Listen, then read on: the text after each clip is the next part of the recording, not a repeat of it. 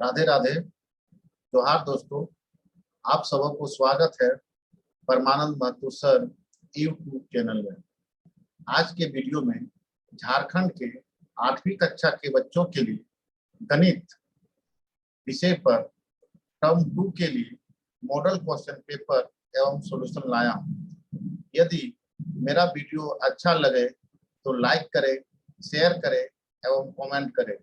साथ ही साथ यदि मेरे YouTube चैनल को सब्सक्राइब नहीं किए हैं तो सब्सक्राइब कर लें एवं नए नए वीडियो के लिए बेल बटन को दबा लें। आपका जो पहला सेक्शन रहेगा वो रहेगा वेरी शॉर्ट क्वेश्चन आंसर। ये टोटल क्वेश्चन पूछने की संभावना है 7, जिसमें से आपको 5 सवाल का जवाब देना है। प्रत्येक का मान रहेगा 2 अंक। टोटल क्वेश्चन पूछेंगे 7, उसमें से आपको 5 का जवाब देना है और एक क्वेश्चन का मान रहेगा 2 अंक। पहला क्वेश्चन है, मूल बिंदु के निर्देशांक क्या होता है? तो मूल बिंदु के निर्देशांक क्या होता है? 0,0। मूल बिंदु का निर्देशांक क्या होता है? 0,0। अगले सवाल पे चलते हैं हम लोग।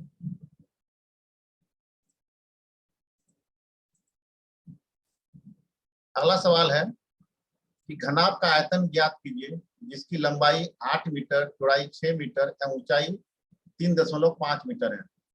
हम लोग जानते हैं घनाभ का आयतन क्या होता है। सूत्र, घनाभ का आयतन बराबर होता है लंबाई गुना चौड़ाई गुना ऊंचाई, L into b into h. यहाँ पे अब उसको आगे लेके चलते हैं हम लोग। L के जगह पे 8 रखें, B के जगह पे 6 रखें और H के जगह पे 3.5 रखें। अब इसको सॉल्व किए, सॉल्व करने के बाद दशमलव हटाएंगे और सॉल्व करेंगे तो 7 7 × 5 = 35, 5 × 10 और 2 × 4 = 8। तो क्या हो गया? आपका बराबर आ गया 4 × 6 × 7 और इसको गुना करने पे 168 मीटर क्यूब प्राप्त हुआ। यहाँ पे ध्यान देना है, यहाँ आयतन निकालने बोल रहा है तो मीटर है, उसका इकाई घन, इकाई क्या हो जाएगा? उसके पावर में 3 लग जाएगा। अगर क्षेत्रफल होता, यदि क्षेत्रफल होता तब उसके पावर हम लोग क्या लिखते हैं? 2 लिखते हैं। यहाँ लेकिन आयतन निकालने बोल रहा है, इसलिए m का पावर क्या हो गया? आपका m का पावर 3 हो गया। चलिए अगले सवाल पे चलते हैं हम लोग। 9 सेंटीमीटर भुजा वाले घन का आयतन की ज्ञात कीजिए। तो घन का आयतन बराबर होता है भुजा की। घन का आयतन बराबर क्या होता है? भुजा की। भुजा कितना दिया हुआ है? 9 सेंटीमीटर। तो भुजा के जगह पे 9 रख दिए तो कितना हो गया? 9 क्यूब। अब इसको तोड़ दिए तो 9 × 9 × 9 और इसको गुना करेंगे तो अपना आ गया 729 सेंटीमीटर क्यूब। आयतन है इसलिए पावर कितना हो गया? 3 लग गया। घन का आयतन बराबर क्या होता है? भुजा की। भुजा के जगह पे 9 रख दिए तो 9 क्यू हो गया और 9 को तोड़ने पर 9 × 9 × 9 हो गया। तो आपका हो गया, गुना करने पर 729 सेंटीमीटर क्यूब आ गया। अगले सवाल पे हम लोग चलते हैं। चौथे सवाल में यहाँ एक त्रिभुज दिया गया है जिसमें से x का मान ज्ञात करना है। एक आकृति है जिसमें x का मान ज्ञात करना है। ये तीनों जो कोण है क्या है? बहिष्कोण है। 120 डिग्री, 100 डिग्री और x। तो x का मान ज्ञात करना है। हम जानते हैं कि किसी भी बहिष्कोणों का, किसी भी बहुभुज के बाह्य कोणों का जो कितना होता है? 360 डिग्री। कोई भी, तो त्रिभुज भी एक बहुभुज है, उसका बाह्य कोणों का जो कितना हो गया? 360 डिग्री। 120 डिग्री दिया हुआ है, 100 दिया हुआ है। x का मान ज्ञात करना है। क्या करना है? x का मान ज्ञात करना है। तो 120 लिखे प्लस 100 प्लस x। अब इसको सॉल्व करते हैं। जनरली हम लोग चर को क्या करते हैं? लेफ्ट साइड में रखते हैं और अचर को कहाँ ले जाते हैं? राइट साइड में। तो 120 प्लस 100 हो गया आपका 220।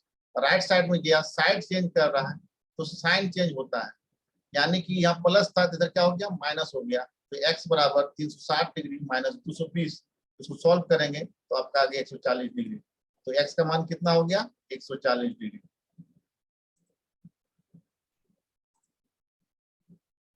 एक समांतर चतुर्भुज के दो आसन कोण का अनुपात 6:3 है, तो चतुर्भुज के सभी कोणों का माप ज्ञात करें। सभी कोणों क्या करना है? माप ज्ञात करना है। तो मानते हैं इसको। माना कि दो आसन कोण 6x और 3x कौन कौन है? मान लिए 6:3 था, अनुपात में रहता है, इस तरह मानते हैं 6x और 3x। और हम लोग जानते हैं कि समांतर चतुर्भुज के आसन कोण संपूरक होते हैं। संपूरक मतलब क्या आता है? दो कोणों का योग 180 डिग्री। इसका अर्थ क्या हो गया? दोनों कोण को जोड़ के कितना होगा आपका? आसन कोण को जोड़ के 180 डिग्री। तो हम लोग जोड़ते हैं, तो 6x प्लस 3x बराबर 180 डिग्री। अब इसको सॉल्व करते हैं। 6x प्लस 3x कितना हो गया? 9x। 9x बराबर 180 डिग्री और x बराबर क्या हो जाएगा? 180/9। इसको सॉल्व करेंगे, 20 का टेबल से कट जाएगा, तो x बराबर कितना आ गया आपका? 20। x बराबर कितना आ गया? 20। तो जो दो आसन कोण का अनुपात दिया था वो क्या क्या कोण निकलेगा? देख लीजिए क्या क्या निकलेगा। 6x माने थे और x का मान कितना है? 20 है, तो गुना करेंगे तो कितना आ गया आपका? 120। उसी प्रकार दूसरा आसन कोण 3x माने थे, तो उसको 3 से गुना करेंगे 20 को, तो 60 हो गया। तो दो कोण निकल गया, हम लोग को 4 कोण निकालना है। समांतर चतुर्भुज के समूह कोण बराबर होते हैं, इसलिए समांतर चतुर्भुज के सभी कोण क्या क्या हो जाएंगे? 120 डिग्री और 60 डिग्री निकला था। यहाँ पे समझिए, ये आपका एक समांतर चतुर्भुज है। ये दो आसन कोण निकल गया, दो आसन कोण निकला ना, एक निकला 120 डिग्री और एक निकला 60 डिग्री। तो हम लोग जानते हैं कि समांतर चतुर्भुज के समूह कोण बराबर होते हैं, तो ये कोण और ये कोण बराबर होगा, ये 60 डिग्री हो गया। समूह कोण यही होता है ना। इसी प्रकार 120 डिग्री ये कोण बराबर होगा, ये कोण और ये कोण बराबर होगा, तो ये कोण कितना हो जाएगा? 120 डिग्री। क्यों होगा?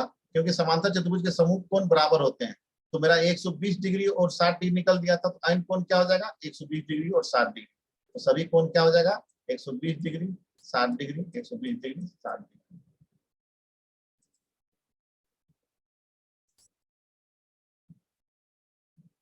यदि छठा नंबर सवाल है, यदि 16 पेंसिल का मूल्य 64 रुपया है, तो 144 में कितने पेंसिल खरीदे जाएंगे?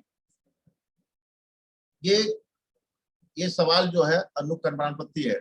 अनुक्रमानुपाती है, इसका अर्थ क्या होता है? अनुक्रमानुपाती मतलब कि जब कोई चीज, एक चीज बढ़ रहा है तो दूसरा चीज बढ़ा गया, या कोई चीज घट रहा है तो दूसरा चीज घटेगा।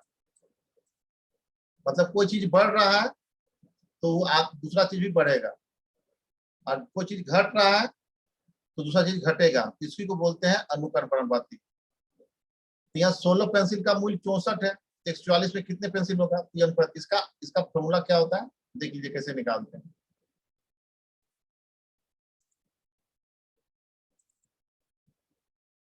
तो अनुक्रमानुपाती है, उसका फॉर्मूला होता है x1 बटा y1 x2 बटा y2। x1 बटा y1 बराबर x2 बटा y2। यहाँ x1 क्या है? 16 है। तो जैसे यहाँ पे 16 पेंसिल है, क्या है? पेंसिल। तो हम लोग ध्यान रखना है कि जो इस तरह का सवाल में कि यहाँ पेंसिल रख रहे हैं तो पेंसिल को यहाँ रखेंगे, उसका बराबर वाला पेंसिल का संख्या यहाँ पे रखेंगे। नीचे रुपया है तो नीचे रुपया रखेंगे, समझे? ये 16 है और नीचे पेंसिल यहाँ, उसका दाम नीचे, यहाँ पेंसिल उसका दाम नीचे, मतलब रुपया रुपया नीचे, पेंसिल पेंसिल ऊपर। अब इसको सॉल्व करते हैं। अब क्या करते हैं हम लोग? सॉल्व करते हैं। अब देखिए x बराबर निकला है, तो ये क्रॉस गुना हो गया। क्या हो गया? क्रॉस गुना हो गया। यहाँ से क्रॉस गुना करती है, तो x बराबर 16 × 144 बटा 64। इसको सॉल्व कीजिए। इसको क्या करते हैं हम लोग? सॉल्व करते हैं। 16 का पहाड़ा पढ़ेंगे हम, 64 4 बार में 64 कटेगा। अब 4 का पहाड़ा पढ़ेंगे, 4 × 3 = 12, 2 शेष बचा 24 हुआ, और 6 24, ये 36 आ गया। तो 144 रुपया में कितना पेंसिल मिलेगा आपका? 36 पेंसिल मिलेगा। अनुक्रमानुपाती रहेगा तो इस फॉर्मूला से बनाना है, x1 बटा y1 बराबर x2 बटा y2। इसमें ध्यान क्या देना है कि जो राशि जैसा है उस अपने ऊपर में रहेगा। जैसे कि पेंसिल पेंसिल ऊपर में, पैसा पैसा ऊपर में, नीचे सॉरी पैसा पैसा, रुपया रुपया नीचे में, एक राशि नीचे में, एक राशि एक जैसा ऊपर में, एक जैसा नीचे में। उसको पहचान करना, उस तरह सॉल्व करना, तब सब सवाल बन जाएगा। इस तरह सवाल पूछे जाएंगे। अब 7वां नंबर का सवाल देखिए, हल करना है। 6x + 10 बराबर 22, 6x + 10 = 22 को हल करना है। तो हल करने के लिए क्या करते हैं देखिए, जनरली हम लोग क्या करते हैं, अचर को लेफ्ट में रखते हैं, सॉरी चर को लेफ्ट में रखते हैं और अचर को राइट में ले जाते हैं। अचर को तो आपका जो इंग्लिश के अल्फाबेट वाले होते हैं वो जनरली चर माने जाते हैं, और अपना जो संख्या अंक होते हैं वो क्या हो जाते हैं, अचर। उसको राइट साइड ले जाएंगे तो साइड चेंज होने पे क्या होता है, साइन चेंज होता है। यहाँ पे प्लस है, आपका प्लस है, तो राइट साइड जाएगा तो क्या हो जाएगा, माइनस। तो 6x बराबर 22 - 10, 22 - 10। अब इसको सॉल्व करेंगे तो 22 में 10 जाएगा तो कितना बचेगा, 12। तो 6x बराबर 12, 6x बराबर 12। इसको सॉल्व कीजिए, तो इसको यहाँ से काट सकते हैं। 6 का पढ़ा 2 बार पढ़ेंगे तो x का मान कितना आ गया आपका, 2। x का मान कितना आ गया, 2। सॉल्व कर दिए तो आपका x का मान कितना आ गया, 2।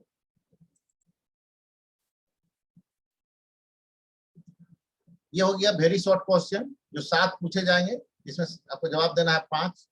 एक का मान कितना रहेगा, 2 अंक। अब शॉर्ट क्वेश्चन, ये भी 7 क्वेश्चन पूछा जाएंगे, 5 का जवाब देना है, और प्रत्येक का मान कितना रहेगा, 3 अंक। पहला सवाल है 8 नंबर पे, 3 लगातार पूर्णांकों का योग 51 है तो पूर्णांक ज्ञात कीजिए। तो हम लोग मान लेते हैं, माना कि 3 लगातार पूर्णांक संख्या क्या क्या है, आपका है x, और पूर्णांक में एक बढ़ जाता है ना। जैसे कि अब पूर्णांक कोई ले लीजिए, उदाहरण के लिए 3 लिए, 4 5, तो 3 और 4 में कितना अंतर है, एक अंतर है, तो एक जोड़ेंगे, 3 + 1, तब नेक्स्ट पूर्णांक आता है। फिर उसी प्रकार x + 1 के बाद x + 1 जोड़ेंगे।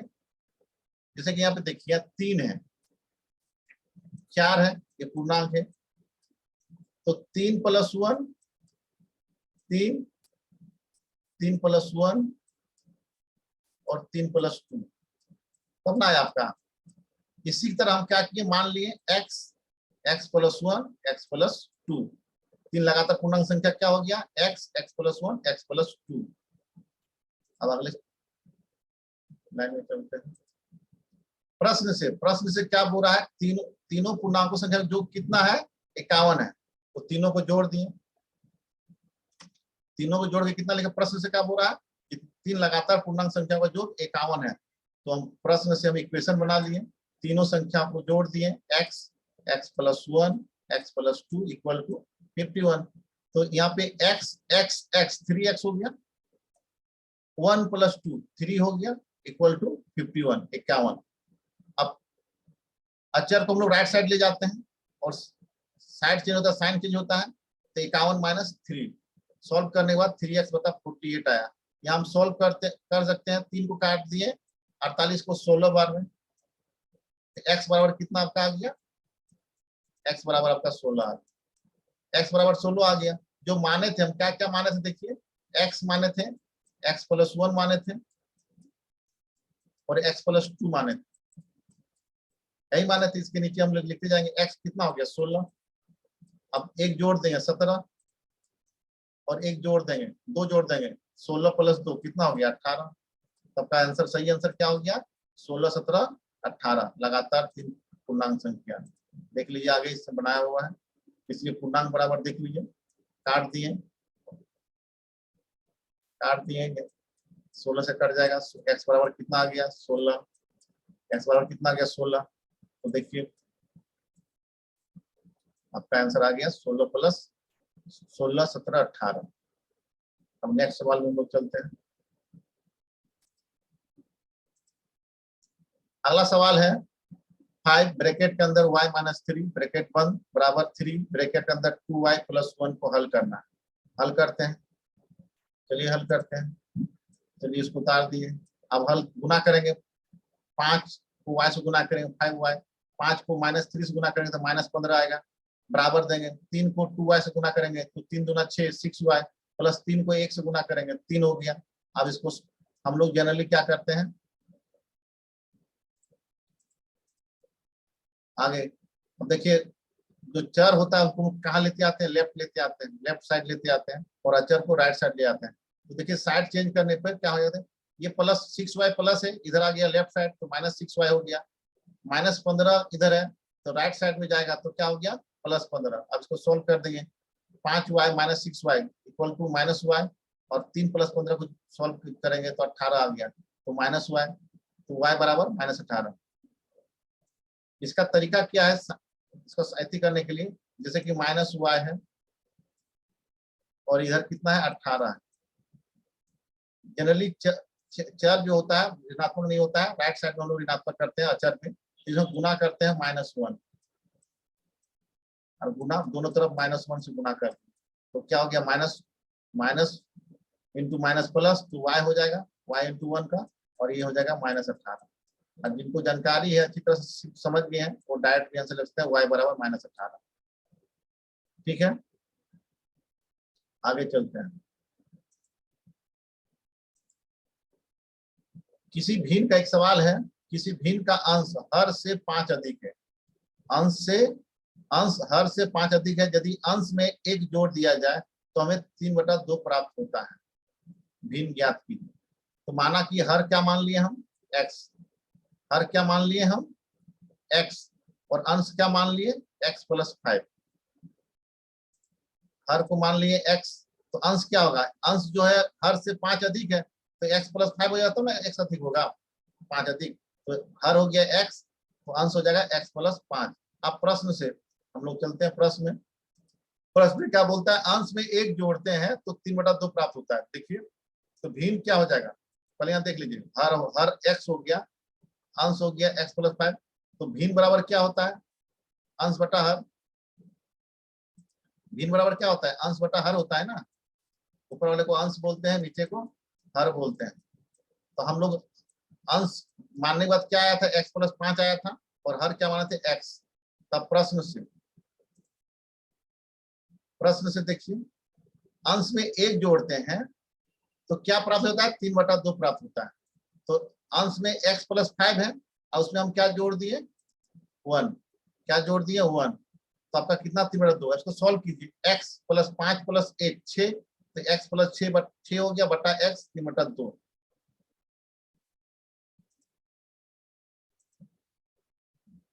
अब ये जो गुना होगा, ये क्रॉस गुना होता है, आप लोग पता है ये क्रॉस गुना होता है, और इससे ऐसे गुना होता है, क्रॉस गुना होता है। गुना कर दिए x प्लस 6 इंटू 2 और 3 इंटू एक्स। अब 2 को x से गुना करेंगे 2x, 2 को 6 से गुना करेंगे 12, तो ये हो गया 2x प्लस 12, 2x प्लस 12, और 3 को x से गुना करेंगे तो 3x। अब इसको सॉल्व करते हैं, साइड चेंज करते हैं, 3x इधर है, इधर लगे गए तो यहाँ प्लस है, यहाँ क्या है ये प्लस छिपा हुआ है, इधर जाएगा तो माइनस हो जाएगा, तो 12 बराबर 3x माइनस 2x। तो अब इसको सॉल्व करेंगे, 3x में 2x जाएगा तो x बचेगा, x बराबर कितना आ गया 12। तो भिन्न क्या माने थे x प्लस 5 बटा x, तो x का मान 12 रखेंगे और 5 जोड़ देंगे और नीचे 12 रखेंगे तो 17/12। तो आपका भिन्न कितना आ गया आपका 17/12। ये आपका सही आंसर है 17/12। अगला सवाल है 11 नंबर में, मोहन अपने कुल वेतन का 80% खर्च करने के बाद 180 रुपया बचाता है, तो प्रारंभ में उसके पास कितने रुपये। तो हम लोग मान लेते हैं कि माना कि प्रारंभ में मोहन के पास कितने रुपये हैं x रुपये, कितने रुपये हैं मोहन के पास x रुपये हैं। खर्च कितना करता है मोहन 80%, तो उसका बचत प्रतिशत कितना हो जाएगा 100 में माइनस करेंगे 100% में, तो 100% को 80% माइनस करेंगे, खर्च करता है तो बचाता कितना है 20%। कितना बचाता है 20%। अब प्रश्न से चलते हैं हम लोग कि x का बचत कितना करता है, 180 रुपया। तो कितना बचत करता है x का 20%, कुल का जो उसका पैसा है, x का 20% बराबर 180। तो x का मतलब गुना होता है, x गुना और प्रतिशत मतलब बट्टा 100 होता है, तो 20/100। अब इसको हम लोग सॉल्व करेंगे, सॉल्व करते हैं हम लोग। क्रॉस मल्टीप्लिकेशन में ये 100 चला जाएगा, 180 में गुना हो जाएगा और ये 20 का बट्टा में आ जाएगा। अब इसको सॉल्व करते हैं हम लोग। 1 शून्य कट गया, अब 2 का पढ़ा 9 बार पढ़ेगा तो 18 आएगा, और 9 को गुना करेंगे 100 से तो कितना आ गया, 100 रुपया। तो आपका आंसर, मोहन के पास प्रारंभ में कितने पैसे थे, 900 रुपये। कितने थे, 900 रुपये।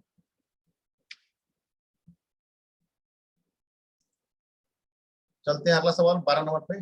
एक घड़ी का अंकित मूल्य 2500 रुपया है, 10% बट्टा दिया जाता है, तो घड़ी का विक्रय मूल्य ज्ञात करना है। तो क्या क्या दिया गया पहले देख लेते हैं। दिया गया है अंकित मूल्य कितना है घड़ी का, 2500, वो दिया है। बट्टा प्रतिशत दिया है 10%। बट्टा बट्टा मतलब क्या होता है, छूट। कितना दुकानदार आपको छूट देता है उसी को बोलते हैं बट्टा। तो प्रतिशत में देता है, तो यहाँ पे कितना दिया है, 10%। और हमको क्या निकालना है, बट्टा निकालना है। बट्टा निकलेगा तभी आपका विक्रय मूल्य निकलेगा। तो पहले बट्टा निकालते हैं। तो बट्टा बराबर क्या होता है, अंकित मूल्य गुना बट्टा प्रतिशत। अंकित मूल्य गुना बट्टा प्रतिशत। तो अंकित मूल्य कितना है, 2500, और बट्टा प्रतिशत कितना है, 10% कर दिए। अब देखिए इसको सॉल्व करते हैं। 2500 लिख दिए गुना 10%। अब 10% मतलब होता है 10/100, तो 100 नीचे आ जाएगा। अब इसको सॉल्व कीजिए, 10 का पढ़ा 100 बार पढ़ेगा, 10 से कट गया। अब इसका 1 शून्य, इसका 1 शून्य काट दिए।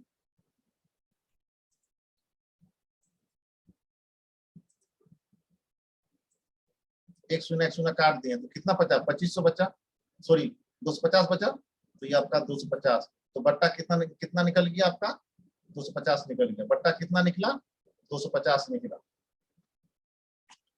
जब बट्टा निकल गया तो विक्रय मूल्य निकल जाएगा। विक्रय मूल्य बराबर क्या होता है, अंकित मूल्य माइनस बट्टा। अंकित मूल्य माइनस बट्टा। विक्रय मूल्य बराबर क्या होता है, अंकित मूल्य माइनस बट्टा। तो विक्रय मूल्य क्या हो जाएगा, अंकित मूल्य कितना है, 2500। अंकित मूल्य कितना है, 2500, बट्टा कितना निकला, माइनस 250। सॉल्व करेंगे तो आ जाएगा 2250। तो आपका आंसर आ गया 2250 रुपया। विक्रय मूल्य कितना हो गया, 2250 रुपया। घड़ी का विक्रय मूल्य कितना हो गया, 2250 रुपया। अगले सवाल पे चलते हैं हम लोग। 1800 रुपये का 2 वर्ष के लिए 5% वार्षिक दर से चक्रवृद्धि ब्याज ज्ञात कीजिए, जबकि ब्याज वार्षिक संयोजित होता है। क्या क्या दिया गया है, दिया गया है आपका मूलधन। पी को क्या कहते हैं, मूलधन कहते हैं। पी को मूलधन 1800 दिया हुआ है। आर को दर कहते हैं, 5% दिया हुआ है। एन को समय कहते हैं, 2 वर्ष दिया हुआ है। कितना दिया हुआ है, दिया गया है आपका 1800 रुपया मूलधन, 5% दर और समय दिया है 2 वर्ष। ए मतलब होता है आपका मिश्र धन। ए को क्या कहते हैं, मिश्र धन, और सीआई को बोलते हैं चक्रवृद्धि ब्याज। तो अब चलते हैं, मिश्र धन बराबर क्या होता है, पी इंटू ब्रैकेट के अंदर 1 + R/100 ब्रैकेट बंद पावर एन। अब देखिए पी की जगह पे 1800 रख दिए, पी की जगह पे 1800 रख दिए, ब्रैकेट के अंदर हो गया। आर की जगह पे 5 रख दिए, एन की जगह पे 2 रख दिए। अब सॉल्व करते हैं। ये 5 का पहाड़ा 1 बार में, अब 5 का पहाड़ा 20 बार में कट गया। तो नेक्स्ट स्टेप आ गया 1800 ब्रैकेट के अंदर 1 + 1/20 पावर ब्रैकेट बंद पावर 2।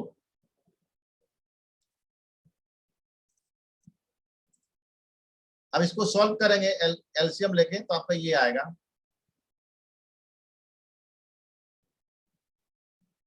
20 के 20 एलसीएम लेंगे तो 20 एलसीएम होगा। यहाँ ऊपर में 20 + 1 एलसीएम कितना हो जाएगा, यहाँ एलसीएम 20 हो जाएगा। यहाँ पे ऊपर 20 और 1 21/20, ये आपका आ जाएगा ये। अब इसको सॉल्व करते हैं। 21 का स्क्वायर कितना होता है, 441, और 20 का स्क्वायर कितना होता है, 400। तो 2 शून्य काट दिए, 2 का टेबल 9 बार में 18 कट गया, 2 का टेबल 2 बार पढ़ेंगे 4 से कट जाएगा, 4 कट जाएगा 2 बार में। तो 9 इंटू 4 441, 9 गुना 441/2 गुना करने पे आएगा 3969/2। उसको सॉल्व करेंगे, भाग देंगे तो आएगा 1984.50। तो आपका क्या हो गया, मिश्रधन निकल गया। मिश्रधन कितना निकल गया आपका, 1984.50 रुपया। और चक्रवृद्धि ब्याज बराबर क्या होता है, मिश्रधन माइनस मूलधन ए माइनस पी। तो मिश्रधन अपना इतना निकला, मूलधन 1800 दिया हुआ है, इसको घटाएंगे तो आपका इतना आएगा। तो चक्रवृद्धि ब्याज कितना निकल गया, 184.50 रुपया, 50 रुपया।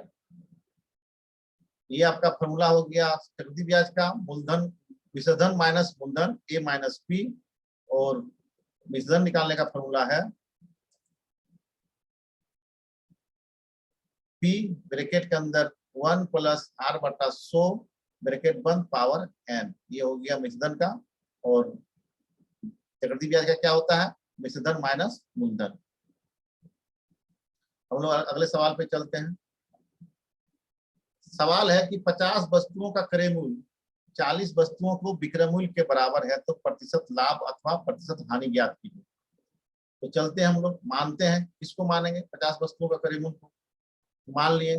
माना कि 50 वस्तुओं का क्रय मूल्य कितना है, 50 रुपया मान लिए। तो एक वस्तु का क्रय मूल्य कितना हो गया, 50/50, 1 रुपया। कितना आ जाएगा, 1 रुपया। जब 50 वस्तु का क्रय मूल्य 50 रुपया है, एक वस्तु का क्रय मूल्य कितना आएगा, 1 रुपया। निकाल दिए, 50/50, 50 काट दिए, 1 से कट गया।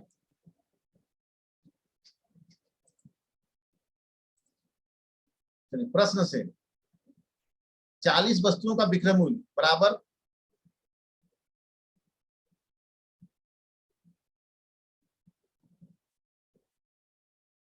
प्रश्न से क्या है, 40 वस्तुओं का विक्रय मूल्य बराबर 50 वस्तुओं का क्रय मूल्य है कि नहीं। सवाल में पूछा है कि नहीं, 50 वस्तुओं का क्रय मूल्य बराबर 40 वस्तुओं का विक्रय मूल्य। उसी का उल्टा लिखे हैं, 40 वस्तुओं का विक्रय मूल्य बराबर 50 वस्तुओं का क्रय मूल्य।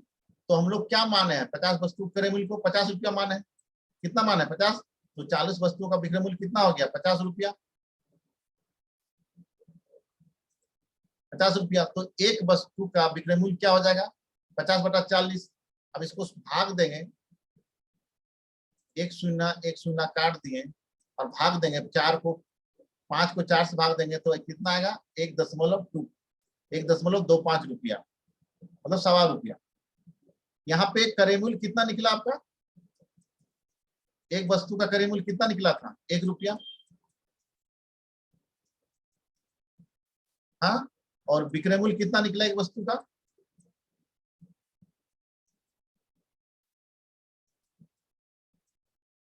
₹1.25। तब बताइए कि लाभ होगा कि हानि होगा। जब विक्रय मूल्य बड़ा होता है तो लाभ होता है, और क्रय मूल्य छोटा होता है तो लाभ होता है। विक्रय मूल्य बड़ा, क्रय मूल्य छोटा, तो लाभ होगा। चलिए तो हम लोग लाभ बराबर निकालते हैं। तो लाभ बराबर क्या होता है, विक्रय मूल्य माइनस क्रय मूल्य। तो मेरा विक्रय मूल्य कितना था, 1.25, और क्रय मूल्य कितना था, 1। तो उसको आ गया, तो लाभ उसका हो गया 0 घटाएंगे तो कितना आएगा, 0.25 रुपया। चलिए लाभ प्रतिशत निकालने बोल रहा है, या हानि प्रतिशत। तो लाभ हुआ है तो लाभ प्रतिशत निकालेंगे। लाभ प्रतिशत बराबर होता है लाभ बट्टा क्रय मूल्य गुना 100। लाभ कितना मेरा आया, 0.25 लिख दिए। क्रय मूल्य मेरा कितना है, 1 है, 100 से गुना कर दिए। तो इसको सॉल्व करने पर, इसको देखिए सॉल्व कर दिए, बट्टा दशमलव हटाएंगे तो बट्टा में नीचे 100 हो जाता है। तो ये 100 कट गया, तो बच गया कितना आपका, 25। तो आंसर आ गया 25%। तो लाभ प्रतिशत कितना हो गया, 25%।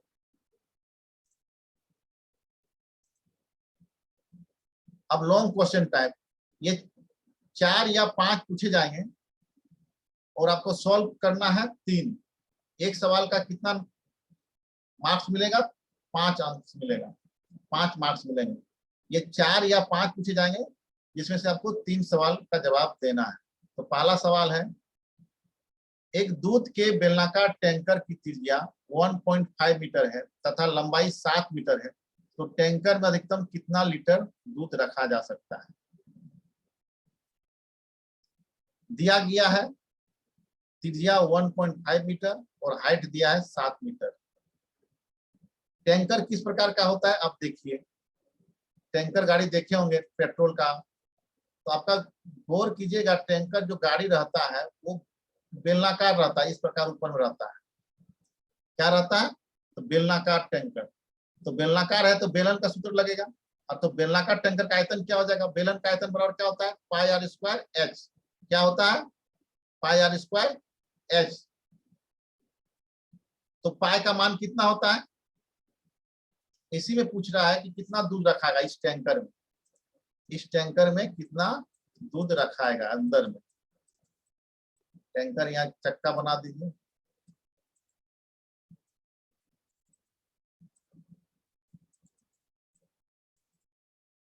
और ये ड्राइवर का गाड़ी, इस टैंकर में कितना दूध रखा जाएगा। तो पाई का मान कितना है? पाई का मान होता है 22/7। पाई का मान कितना होता है? 22/7। आर कितना दिया है? 1 आर स्क्वायर है, तो आर की जगह पे 1.5 स्क्वायर हो जाएगा। एच कितना है? 7। अब इसको सॉल्व करते हैं, ये 7 कट जाएगा,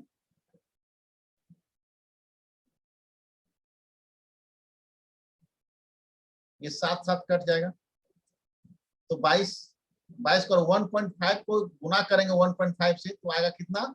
2.25।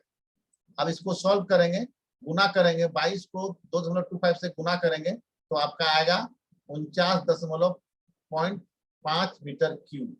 कितना आएगा? 49.5 मीटर क्यूब गुना करने पर।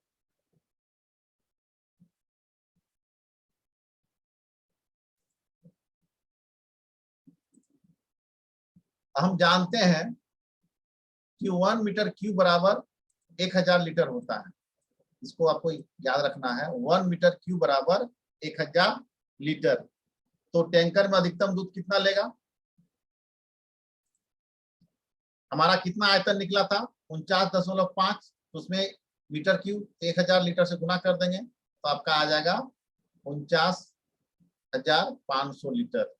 49,500 लीटर आपका दूध उस टैंकर में लेगा, क्योंकि 1 मीटर क्यूब बराबर कितना होता है?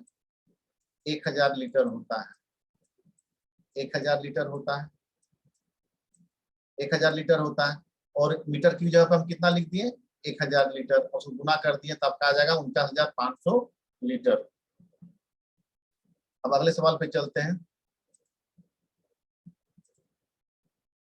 ग्राफ पेपर को देखकर बिंदुओं के निर्देशांक लिखना है।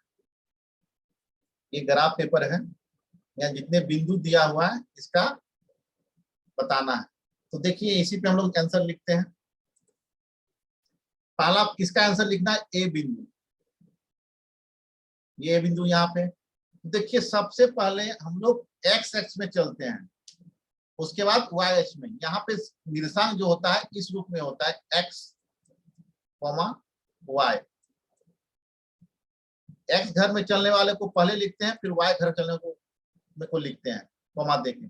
अब एक्स को बोलते हैं भुज, वाई को बोलते हैं कोटि। एक्स को क्या बोलते हैं? भुज। एक्स को बोलते हैं भुज, और वाई को क्या बोलते हैं? कोटि।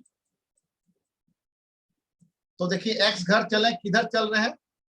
राइट साइड में। ये कितना हो जाएगा? ए बिंदु का मान यहाँ पे कितना चले? 4 चले। वाई घर चल रहे हैं क्या? नहीं चल रहे हैं, तो इसका हो जाएगा 4,0। 4,0। राइट साइड में जितना भी चलेंगे वो प्लस में आएगा आंसर, लेफ्ट साइड में चलेंगे तो माइनस में आंसर आएगा, ऊपर जाएंगे प्लस में आएगा, नीचे जाएंगे तो माइनस में आंसर आएगा। और उस पर ध्यान देना है कि किस घर में। फर्स्ट क्वाड्रेंट का साइन देख लीजिए, गलती नहीं होगा। फर्स्ट क्वाड्रेंट का साइन होता है प्लस प्लस प्लस, जो आएगा उसमें प्लस प्लस। सेकंड क्वाड्रेंट में आएगा क्या? Minus plus. थर्ड क्वाड्रेंट का क्या हो जाएगा? Minus comma minus. अब थर्ड क्वार्टर का क्या होगा? Plus comma minus. देखिए ये किस में आ रहा है? सेम एक्सिस में ही है, एक्स एक्सिस में, तो 4,0 राइट साइड चल रहे हैं तो प्लस। अब हमको बी पॉइंट का बताइए, ए का हो गया 4.0। अब बी पॉइंट का देखिए, बी पॉइंट यहाँ है, एक्स घर कहाँ चल रहे हैं, एक्स घर हम 0 चल रहे हैं, तो पहले एक्स का कितना हो जाएगा 0, वाई घर में कितना चल रहे हैं 3, तो 0, बी का निर्देशांक क्या हो जाएगा 0,3। अब देखिए ओ पॉइंट का निर्देशांक देखिए, इधर लिख रहे हैं, जगह नहीं है, तो ओ पॉइंट का निर्देशांक होगा 0,0। एक्स घर में 0 चल रहे हैं और वाई घर में भी 0 चल रहे हैं। कहाँ पे है, एक्स एक्सिस और वाई एक्सिस के जो मिलान पॉइंट है, जहां मिलता है उसको बोलते हैं ओरिजिन, मूल बिंदु। तो मूल बिंदु का निर्देशांक क्या होता है 0,0। अब देखिए ई पॉइंट का निर्देशांक, देखिए ई पॉइंट यहाँ पे है, देखिए ई पॉइंट यहाँ है, तो ई पॉइंट का निर्देशांक निकालते हैं हम लोग। तो ई का देखिए कितना है, एक्स घर 2/3 है, देखिए, और वाई घर चल रहा है कि नहीं चल रहा है, तो 0, ये हो गया ई पॉइंट का निर्देशांक। अब देखिए अगला पॉइंट है सी पॉइंट का निर्देशांक क्या होगा, ध्यान से देखिए, सी पॉइंट का निर्देशांक, सी पॉइंट यहाँ है, तो पहले एक्स घर में चलते हैं, तो चलिए एक्स घर चले, कितना चले -5, एक्स घर चले तो -5। अब वाई घर चल रहे हैं का, ऊपर जा रहे हैं का, ऊपर या नीचे, कहीं नहीं जा रहे हैं, एक्स एक्सिस में ही है, तो एक्स एक्सिस में है कोई बिंदु, तो वाई क्या हो जाएगा 0, ये हो। तो सी का निर्देशांक क्या हो गया -5,0। अब देखिए एक पॉइंट बच गया है डी, क्या बच गया है आपका डी, तो अब डी का निर्देशांक बताइए क्या होगा। डी का निर्देशांक होगा, पहले एक्स एक्स में चलेंगे, तो एक्स एक्स कोई घर चल रहे हैं क्या, नहीं चल रहे हैं, चल रहे हैं नहीं चल रहे हैं, एक्स वाई एक्सिस का में कोई बिंदु है, वाई एक्सिस में कोई बिंदु है, तो एक्स वहां क्या हो जाता है 0 हो जाता है, तो 0, और वाई घर कितना चले हैं -4, तो ये आपका हो गया -4। ये टोटल 6 बिंदु दिया था, 6 का निर्देशांक हम बता दिए। इसमें ध्यान रखना है कि सबसे पहले हम लोग एक्स घर चलते हैं, उसके बाद हम लोग कहाँ चलते हैं वाई घर, तो सबसे पहले एक्स लिखेंगे, कॉमा देंगे, फिर वाई लिखेंगे, और यहाँ ध्यान रखना है कि एक्स एक्सिस में कोई भी बिंदु है, एक्स एक्सिस में, ये देखिए एक्स एक्सिस है, एक्स एक्सिस में कोई भी बिंदु है, तो वाई उसका हमेशा क्या हो जाएगा 0, ये एक्स एक्सिस है, तो वाई आपका क्या हो जाएगा 0। अगर उसी प्रकार वाई एक्सिस में कोई बिंदु का निशान निकालने बोल रहा है, वाई एक्सिस में कोई बिंदु है, तो वहां पे एक्स क्या हो जाएगा आपका 0, एक्स क्या हो जाएगा 0। तो हमको लगता है आपको ये समझ में आ गया होगा। अब अगले सवाल में चलते हैं।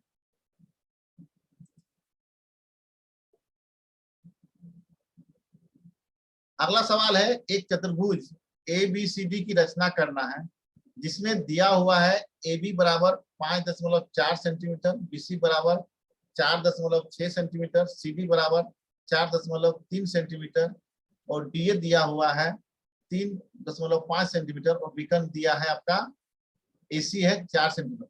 सबसे पहले एक रफ आकृति बनाते हैं, जो दिया गया है, जो आपको दिया गया उसका एक रफ आकृति बनाते हैं। देखिए हम जो दिया गया था उससे एक रफ आकृति बनाए, क्या बनाए, एक रफ आकृति ABCD, क्या किए हम, एक रफ आकृति बना लिए, कोई भी एक रफ आकृति बना लिए,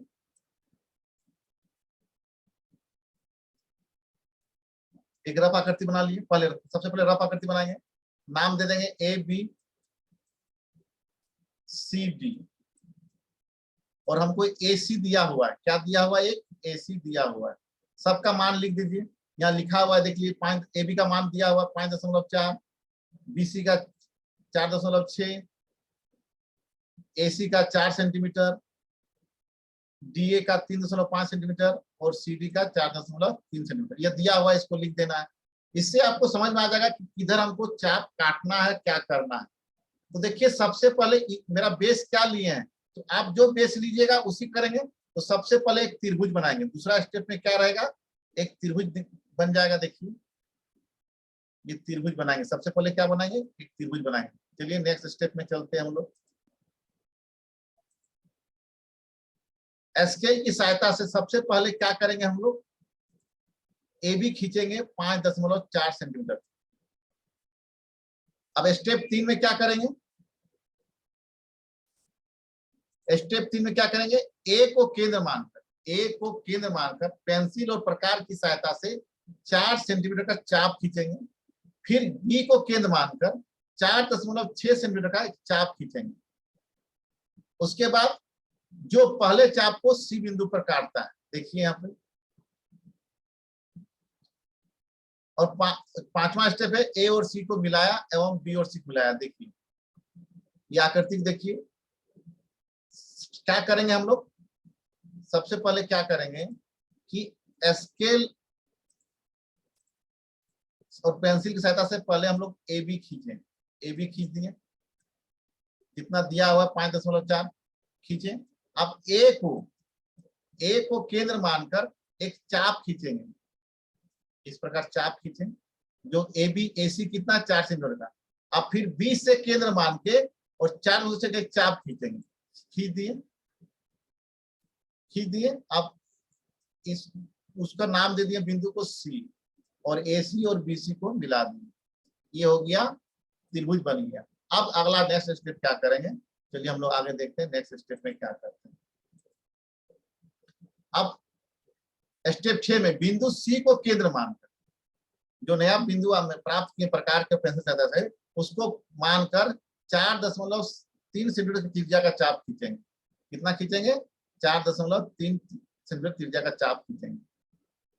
खींच दिए, देखिए इस प्रकार चाप खींच दिए, सी से केंद्र माने और 4.3 का। अब नेक्स्ट स्टेप में क्या करेंगे, ए को केंद्र मानकर 3.5 सेंटीमीटर त्रिज्या का चाप खींचेंगे, जो इस प्रकार होगा। देखिए चाप खींचे।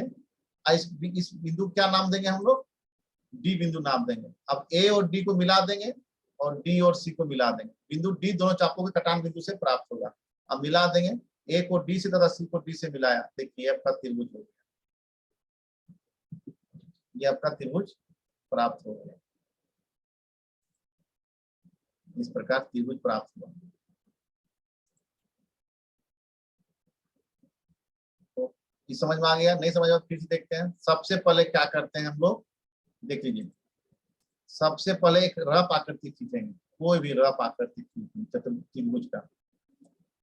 बेस मेरा ए बी दिए हैं, ए बी, फिर सी और डी, ये हो गया। ए सी आपका है, ये है ना। तो सबसे पहले क्या करेंगे हम लोग, ए बी जितना दिया हुआ है वो खींचेंगे। ए बी जितना दिया हुआ है उसको खींचेंगे। अब ए को केंद्र मानेंगे और पेंसिल और प्रकार की सहायता से जितना ए सी है, या जो देखिए ए सी का मान दिया, तो रफ आकृति खींचने से क्या फायदा, यहाँ सामने आपका मान लिखा हुआ रहेगा। तो ए सी का चाप बनाएंगे, काटेंगे। ए और यहाँ सी हो गया, यहाँ बी।